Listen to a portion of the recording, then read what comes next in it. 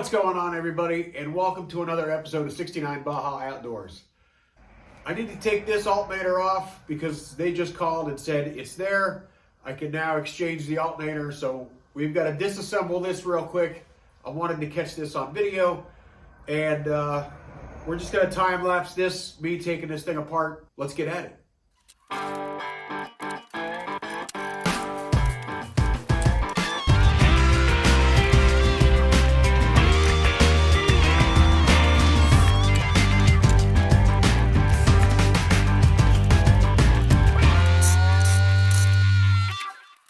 So one of the things I wanted to point out, and it was brought to my attention, you see that rust ring right there? That is usually indicative of a loose bolt. I didn't notice any play in this fan. I don't know what the torque spec was. I honestly don't recall. But it's not loose as far as, you know, prying on it. So we're going to pull it off, and hopefully the fan isn't cracked. And like a total dummy, I forgot to turn the camera on. But upon further inspection of this fan, yeah, it's definitely cracked. It's cracked almost all the way around. So anyway, I'll contact Scat and get another one ordered.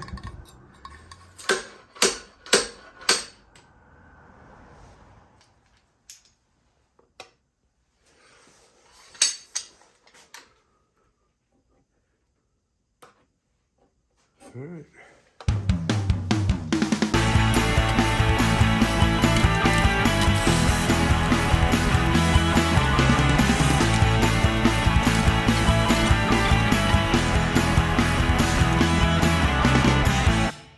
And for those of you that are wondering why I did not remove the whole fan shroud, it's because on the back of this, I've got my fuel rail running through here.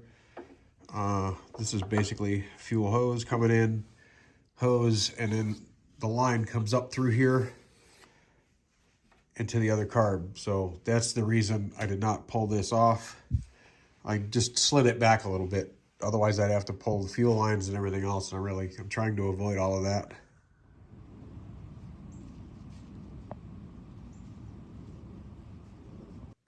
So one of the things that was brought to my attention when I was at Valley VW, I've been breaking alternator clamps. I do use the aircraft style.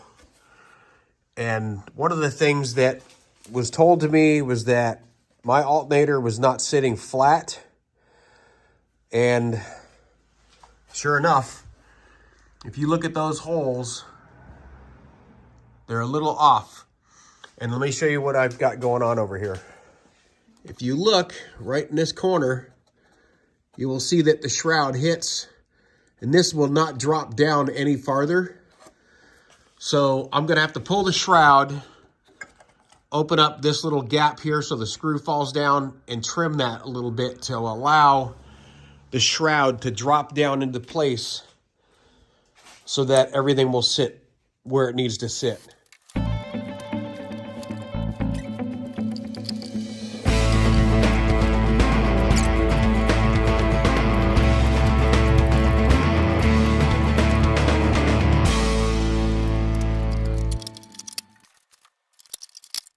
And of course, I forgot to hit start on the camera. But what I've done, to zoom in here, you can see where I opened that up a little bit. I did the same on the other side. I used a carbide burr on my drill. I opened up this side as well. You can barely see it. And then what I did was I trimmed that down about, I don't know, 1/8 of an inch or so, probably closer to 1/4, the top side here. So now I should be able, I should be able to drop that down and everything will line up, hopefully. So let's try it and see what happens.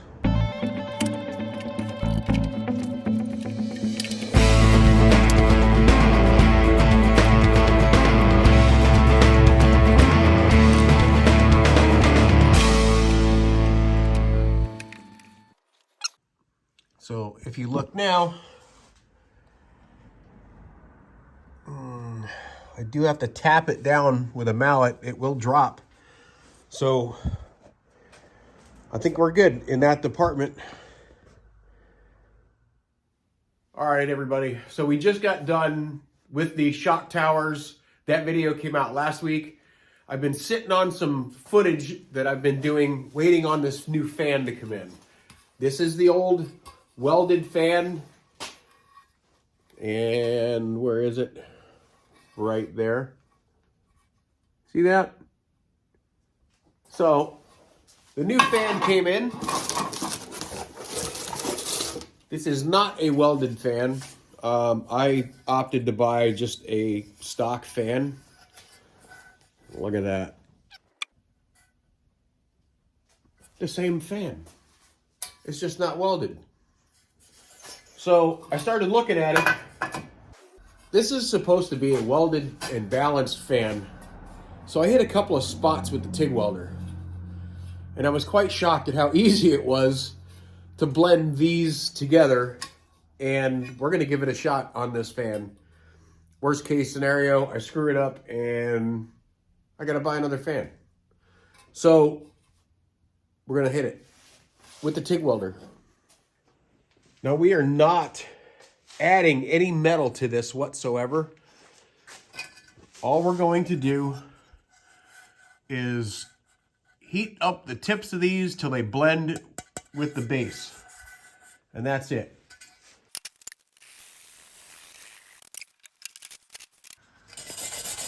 Now I did have to brush this. Probably didn't have to, but I did. Hit it with a stainless steel brush to clean up any impurities that may be on it.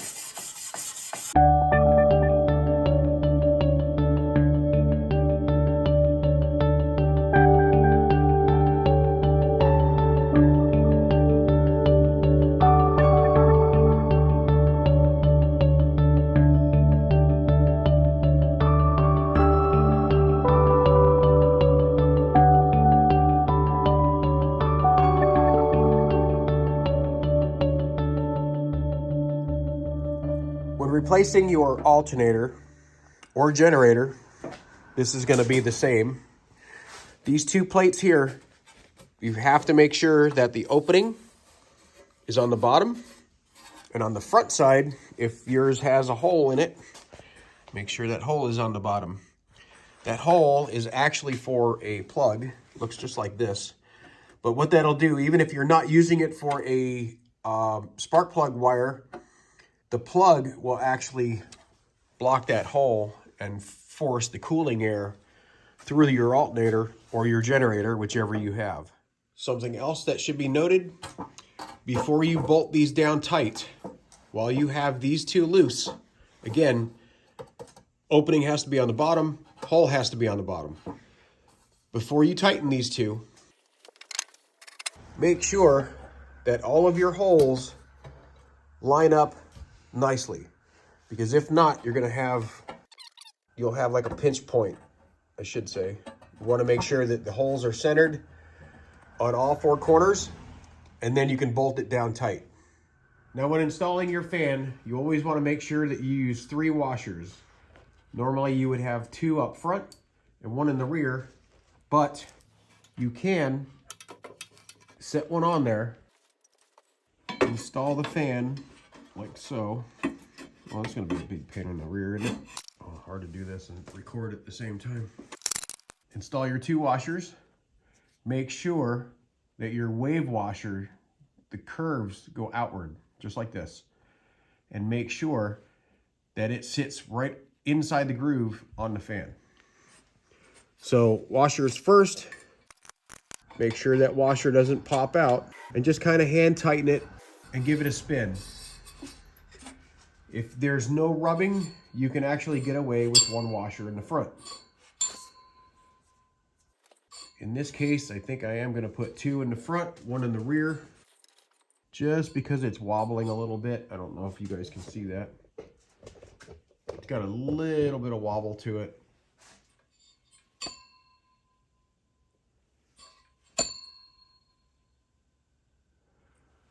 So in that case,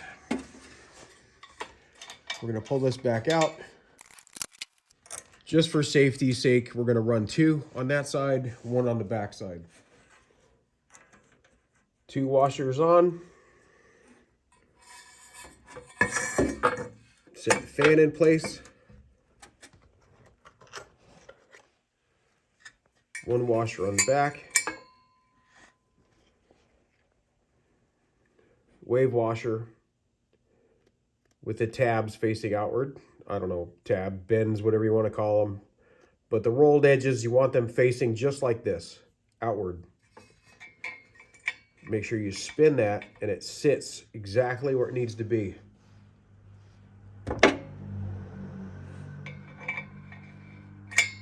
And if it falls like that, don't worry. You can pick it up, kind of hold it and place it 1 finger. Make sure it's still on there good. Yep, and that's exactly where it needs to be. Give it a spin. Make sure nothing's rubbing.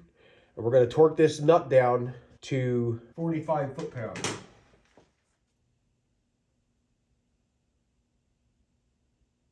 Right there. Now you are going to need a pry bar or something to put inside the fan to make sure that that does not move anywhere.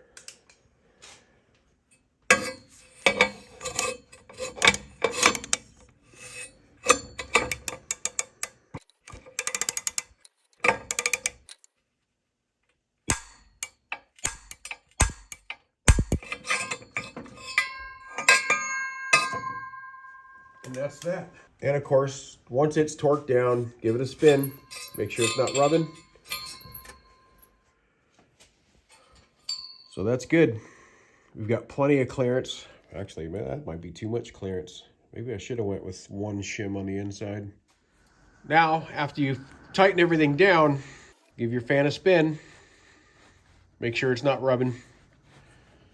And we're good. But I already know this is gonna need 7 shims.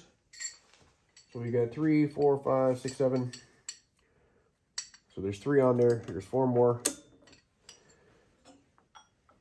Put the belt up there. Now, do I need to run the shims in the front? No, I don't.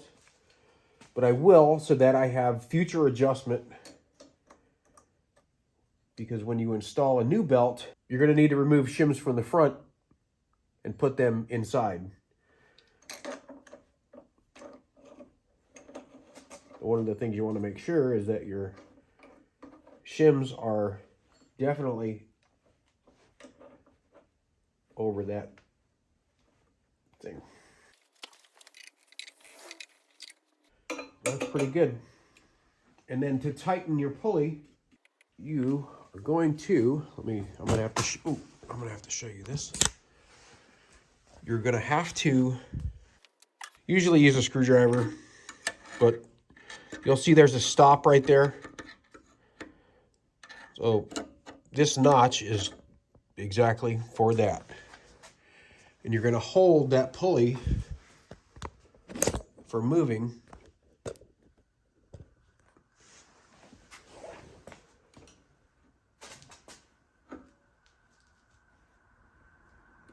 Give it a little tweak. Pull that out of there.